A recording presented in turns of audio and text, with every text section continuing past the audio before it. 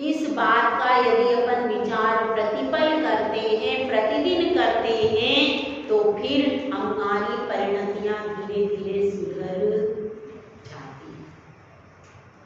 ऐसे ही अपने अंतरंग के बहुत सारे विचारों को लेकर के वह प्रश्न कुमार फिर से सभा में आ रहा है।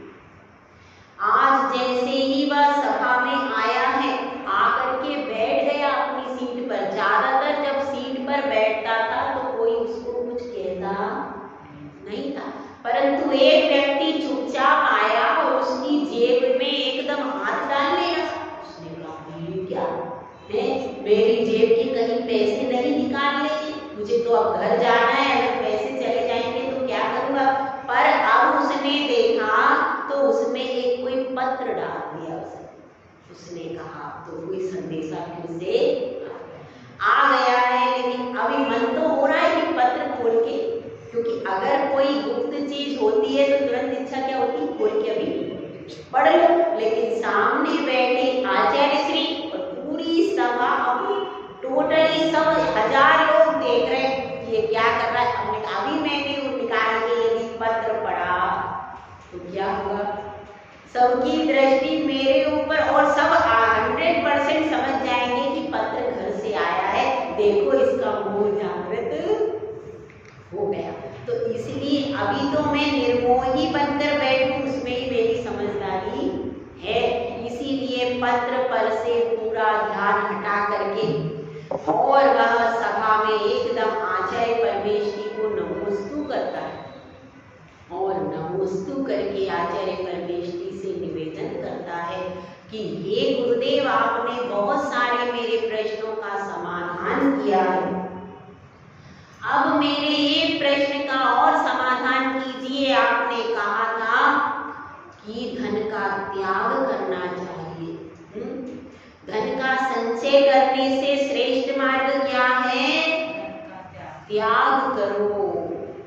तो अब मुझे यह बताइए, यदि हम सारे धन का त्याग ही कर देंगे तो पंचेंद्रिय के विषय भोगों को कैसे भोगेंगे? और हम तो गृहस्थ हैं, कौन है भाई? गृहस्थ हैं, श्रावक हैं, तो हमको तो विषय भोग चाहिए। तो ये विषय भोग तो भोगने के लिए धन चाहिए, तो उस धन के लिए आप अनुमति दीजिए, क्योंकि पंचेंद्रिय के विषय भोग तो आवश्यक है और उन विषय भोगों को भोगना तो अच्छा ही होना चाहिए। तो गुरुदेव इस बात का उत्तर दे रहे हैं कि पंचेंद्रिय के विषय भोग किस प्रकार के हैं और उनके सेवन से क्या मिलता, इस बात को यहाँ पर बता। आरंभे तामकान् प्राप्ता वद्रक्ति प्रतिपादकान् अन्ते सुदुस्य जान कामान् कामः कः सेवते सुधी। इसमें बताया गया है आरंभ में ताप को देने वाले जो भी पंचेंद्रिय के विषय भोग हैं, कौन कौन से होते हैं?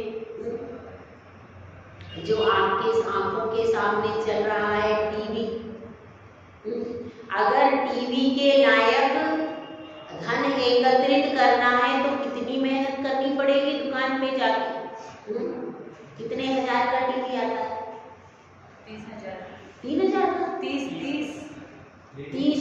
30,000 में तो पहले भी नहीं आता था भैया। 30,000 का टीवी आ रहा है, लेकिन उस 30,000 को कमाने के लिए आपको जी तोड़ मेहनत करनी पड़ेगी कि नहीं? करनी पड़ेगी। उस 30,000 को कमाने के लिए आपको बहुत सारी मेहनत पहले करनी पड़ेगी। जब वह एकत्रित हो जाएंगे तब आप दुकान पर जाओ, ठीक है? तो इसलिए कोई भी विषय भोग की सामग्री आपको चाहिए तो उसके पहले आपको बहुत सारा खून पसीना एक करना पड़ेगा। तो इसलिए बताया है आरंभे ताप, प्रारंभ से ही आपका परिश्रम, आपका ताप शुरू हो जाता है। कितनी तपस्या होती है। अब दुकान पर ग्राहकों, सब सीजन का टाइम होता है, ग्राहकों की लाइन लगी, उस समय पर आपका पसीना बह रहा है, भोजन की इच्छा भी हो रही, लेकिन अब क्या करें? तो उस अवस्था में, क्योंकि अभी सीजन का टाइम है तो अभी कमाना जरूरी है, इसलिए उस समय परेशान होकर के भी, भूखे रह करके भी ग्राहकों को वस्तु देते हैं। दीपावली का सीजन हो, हर वस्तु का अलग अलग सीजन होता है, गर्मी में आइसक्रीम का सीजन होता है, इस तरह से अलग अलग जब जिसका सीजन हो उस समय पर अपन जी तोड़ मेहनत करते हैं कि नहीं करते?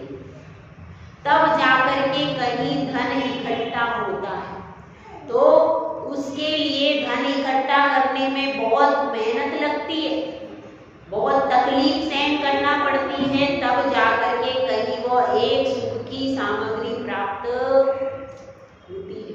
मतलब मोबाइल से टीवी सस्ता है ना? नहीं, 30 से तो शुरुआत है माता जी, फिर तो बहुत महंगे महंगे आते हैं। ठीक है, तो आईफोन तो 1 लाख का आता है, भी आता है 1 लाख का। हाँ, तो मतलब क्या है, अब वो 1 लाख का आईफोन अगर खरीदना है तो इतना अमाउंट आपको चाहिए, उसके लिए मेहनत की जाएगी, भाई ये आईफोन चाहिए हमको, उसकी क्वालिटी अच्छी है, उसमें फोटोज अच्छे, ऐसा करके। तो अब उस कोई भी एक प्रोडक्ट को खरीदने के लिए आपको कितनी मेहनत चाहिए कि नहीं मेहनत? बहुत मेहनत करेंगे तब जाकर के कोई एक प्रोडक्ट हमारे घर में आता है, ठीक है?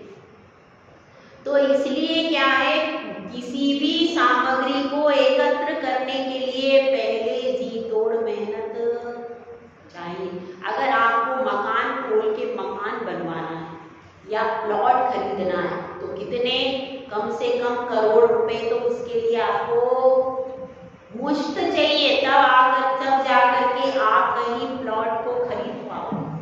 तो इस तरह से हर चीज के लिए आपको फिक्स पैसे चाहिए, इसलिए प्रारंभ में बहुत ज्यादा मेहनत की जरूरत है, आरंभ में ही मेहनत की जरूरत है, उसके बाद में आरंभ में ताप का तृप्ति, और उसके बाद भी जब वह टीवी घर में आ गया, जब वह मोबाइल घर में आ गया, अब घर में तो आ गया, लेकिन अब वो आने के बाद 1 महीना चला लिया, 2 महीना चला लिया, अब उसमें मन नहीं लग रहा, लगता है क्या? फिर एक बार जब तक चीज नहीं आती तब तक तो लगता है भैया चीज आ जाए, चीज आ जाए, चीज मिल जाए, लेकिन जब चीज घर में आ गई, 1-2 महीने अपन ने खूब अच्छे से चला लिया, तब उसके प्रति उतनी रुचि, फिर सब वो सिर्फ उपयोग का एक साधन, जो पहले उसके प्रति लगाव था वो अब रहा क्या? तो फिर क्या है, फिर मार्केट में कोई और बढ़िया फोन आ गया, और बढ़िया टीवी आ गया, अपना मन कहाँ जा रहा है, अरे इसमें ज्यादा पैसे मिले, ऐसा करते हैं थोड़ा सा और पैसा इकट्ठा कर ले तो अपन ये वाला ले लेते। कौन सा वाला?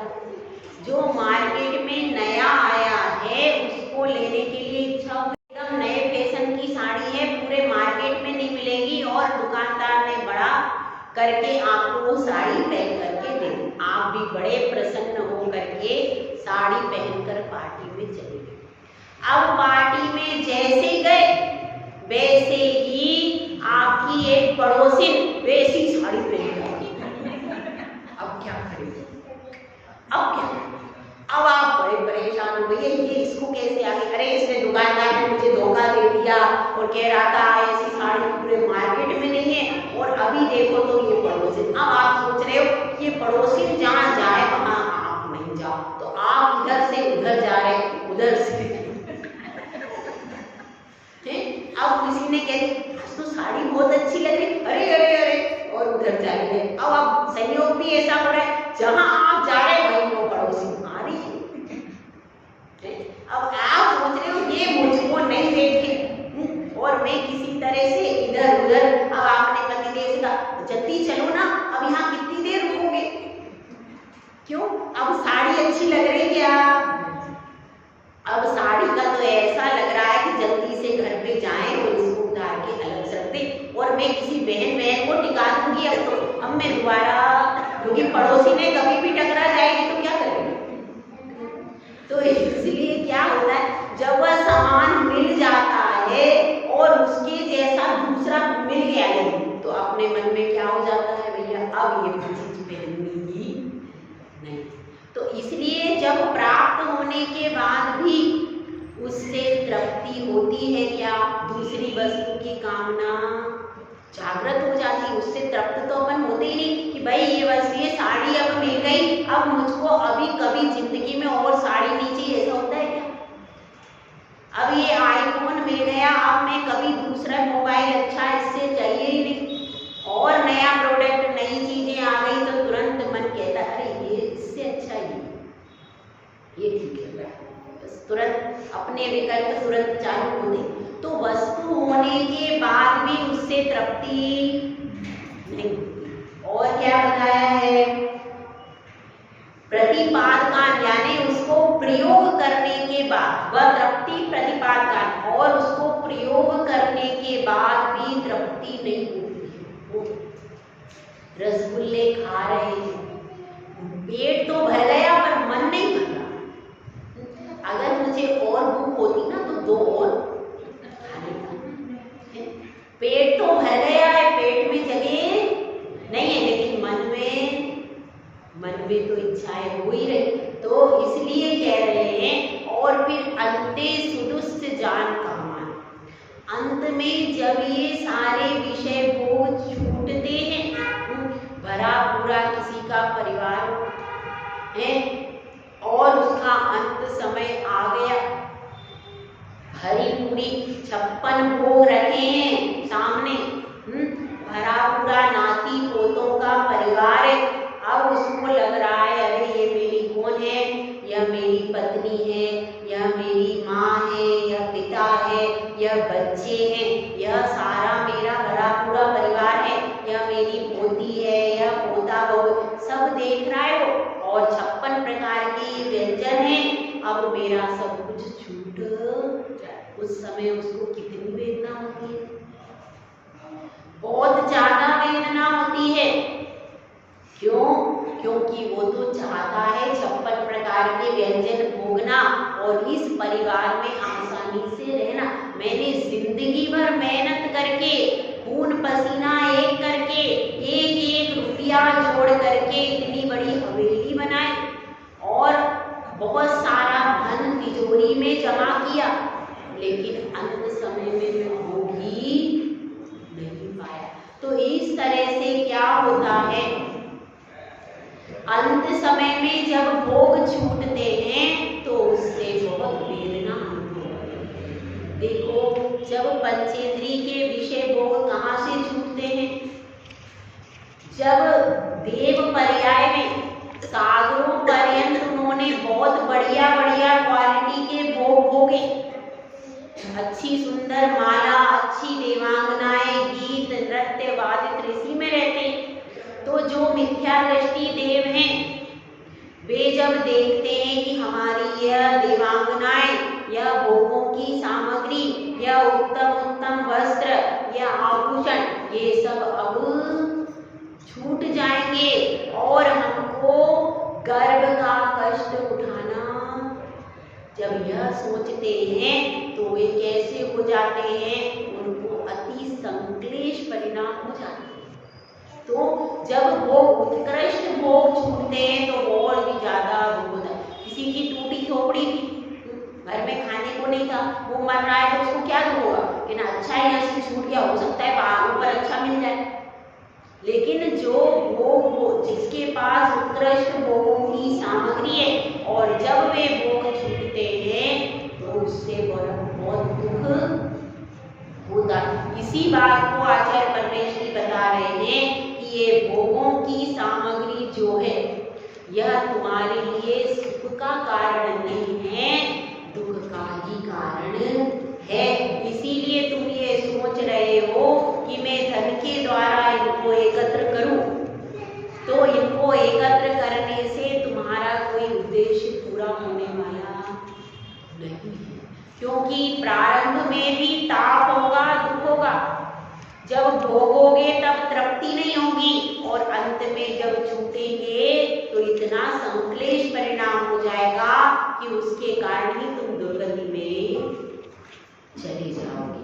तो इस तरह से इन सब परिणतियों को समझ करके अपने को भी विचार करना चाहिए कि भोगों को भोगने के लिए यह अमूल्य मनुष्य पर्याय नहीं मिली, यह मनुष्य पर्याय तो त्याग करने के लिए मिली। क्योंकि जो संसार विषय सुख होता, तीर्थंकर क्यों त्यागे, काहे को शिव साधन करते, संयम सो अनुराग। यदि यह पंचेंद्री के विषय भोगों में वास्तव में सुख होता तो तीर्थंकर भगवान के पास तो उत्कृष्ट भोग थे कि नहीं, उससे उत्कृष्ट भोग है क्या अपने पास? उस क्वालिटी का एक चावल का दाना भी तुम्हारे पास में नहीं। तो उन्होंने तो उत्कृष्ट भोगे, लेकिन उसके बाद भी उन्होंने समझा कि भैया इनसे कभी तृप्ति होने वाली नहीं है, इसलिए इनको त्याग दो और त्याग करके अपनी आत्मा का कल्याण करो। तो जब वो तृप्त नहीं हो पाए तो क्या अपन तृप्त हो जाएंगे? इतने उत्कृष्ट जो कि कल्प वृक्षों से सामग्री आई थी और उनका शरीर भी वर्ज वैशव नाराज सेनन, जो कि उत्कृष्ट भोजन को करके बचा सकता। अपन तो वो रबड़ी और मावा रोज भी खाकर बचा नहीं पाओगे, बचा लोगे रोज उसको खा करके आप बचा भी नहीं पाओगे, लेकिन उनकी शक्ति कितनी थी।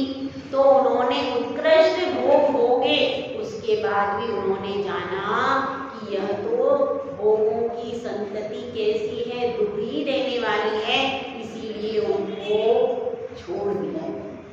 तो इसलिए हमें भी विचार करना चाहिए कि भोगों में कोई सुख